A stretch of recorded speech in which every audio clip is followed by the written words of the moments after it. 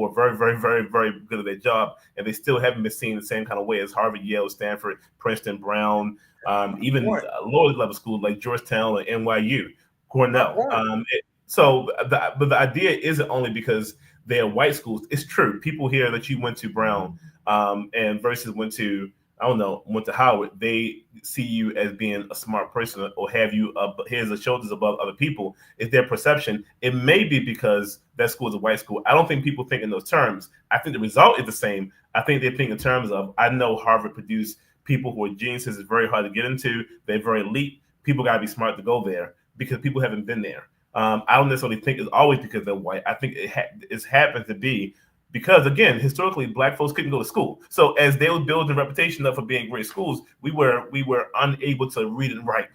So we were at a disadvantage, and we didn't produce a lot of immigration when those schools started. There wasn't a lot of people coming from Europe, coming from Asia, Southeast Asia or Asia to come to school here. Those weren't things. So primarily, those schools were primarily white men, and then after that, white people in general. So the history of the best and brightest have been there because of racism. I do think there's difference in terms of school, but yes, the outcome is people assume the white schools are superior to the black schools. I saw a Right. study recently that majority of, I think like 50% of all black lawyers went to HBCUs, 75% of black doctors went to HBCUs. A good number, most of the professionals we have in the society got degrees from black universities and colleges. So even And though and how do there's a preference, we still are seeing a push back to the idea that white is the only school you can go to and is better. and how do you reverse the effects of that continuing presumption without changing the people who make the ultimate decisions? How do you reverse that presumption without changing the people who make the decision on who to hire or who to provide an opportunity to? I mean, for Well, we example, know, Bob. We know. Keep in mind. let me get this. Let me get this example.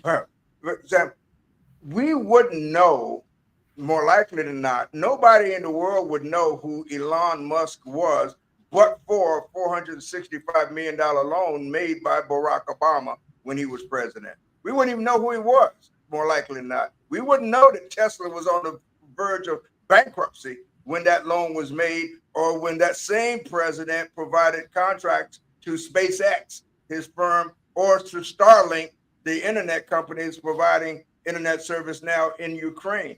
So if we don't change the people who are making the decisions, how do we overcome the presumption that the decisions that they make are right because of who they are?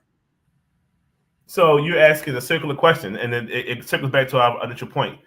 It was a stat, I don't have it in front of me now. I've read it years ago, that typically the hiring manager of any company determines how many people of color work there.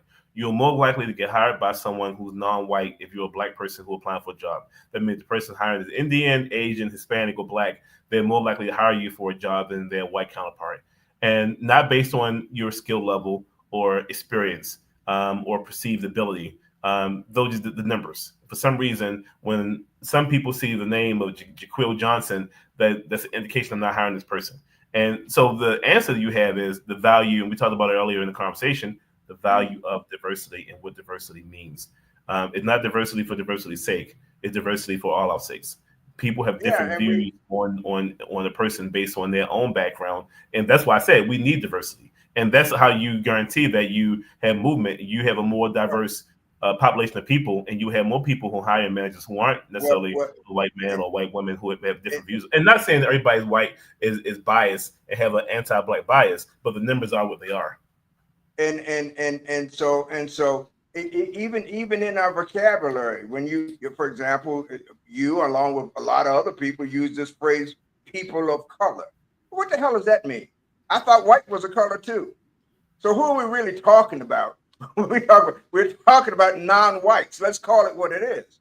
And Don't when Trump attacks DEI, he really isn't intending to take the jobs away from white women who have been the largest beneficiaries of the program. He really is. If you really want to know who he's attacking, it's evident by by his executive order relating to the Smithsonian to remove the Harriet Tubman exhibit from the national parks, and that's so it's an attack It's an attack that's fashioned not so much even by Trump personally, but by the people around him, like Stephen Miller and avowed and devout racists, or by Steve Bannon, or by David Duke, or by the Oath Keepers or the Proud Boys. These are the people sitting around the Trump's table who has embraced, who in fact are the core of the so-called MAGA movement.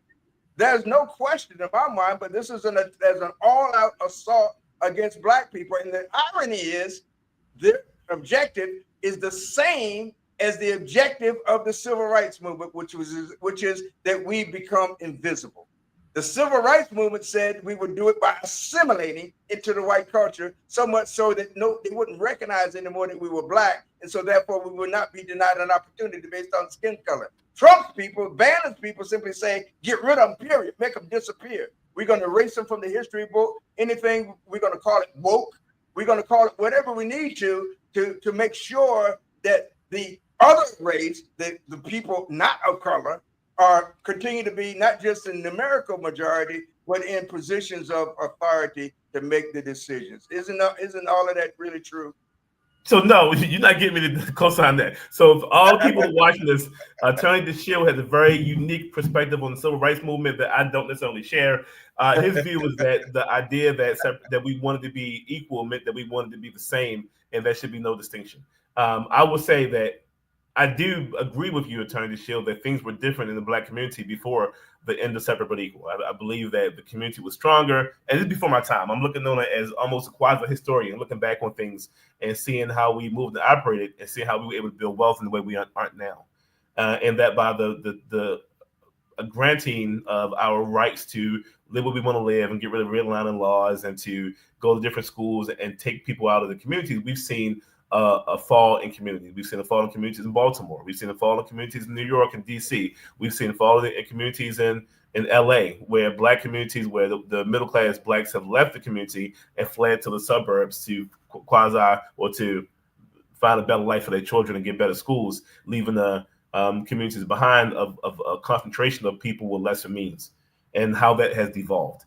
I don't think the civil rights movement projected that would be the outcome of their situation. Their goal was not to be lynched. Their goal was not to have their kids in inferior schools. Their goal was not to have their people treated differently. Their goals was to be the idea that to reclaim their humanity. The idea that you couldn't drink out of a water fountain because your Black lips may touch something is offensive to people was an offensive thing, and they wanted to get rid of that. And there were some people. The idea of the civil rights movement, I think, was the idea that to get rid of sometimes some Black folks had an impression that white folks were better because of all these things, and they wanted to get rid of that idea. The well-studied test in Brown v. Board, where they had the young girls look at dolls and they saw the ones they value most were the white dolls. The idea that and some Black folks, some people in general, Black or white, have a white bias, a bias for all things white. Some people have a bias for all things Black. The reason you have a bias for all things white is you're taught and you're raised that the things that come from this place or look like this are better. And it doesn't only affect Black folks. You see this in Asia, you see this in the Caribbean, you see it all over in a way that's been interesting. But the ultimate goal of the civil rights movement was to say, hey, it may have been phrased in a way that it led us to impasse, but hey, we're equal to you and we shouldn't be treated different to you. I don't think anyone believed that, hey, I want to be seeing somebody other than Black. I believe the whole idea, say it loud, I'm Black and I'm proud, Soul Brother number one was still around, and those ideas were common in the Black community. The idea that Black pride and the idea of the protest with the Black fist, all those things are pro-Black. Those things aren't saying, hey, wash me away, I want to be invisible. Those things are saying, hey, see me for who I am. So that's a different idea. I do believe the argument for conservative is it should be no different than Black and white. We all can get things in a meritocracy, but they ignore the fact that it's not a meritocracy, and the people who are saying that are not the best and brightest, and they're not the ones who will be at the top, but for their association, their affiliation with the president, and or their friends. These aren't the best and brightest saying this. These aren't people we look at as intellectual juggernauts. Well, getting back for just briefly, because we're near the end, and we never really got into the discussion about education. We'll leave that till next time, and maybe next time we'll even get to talk about it.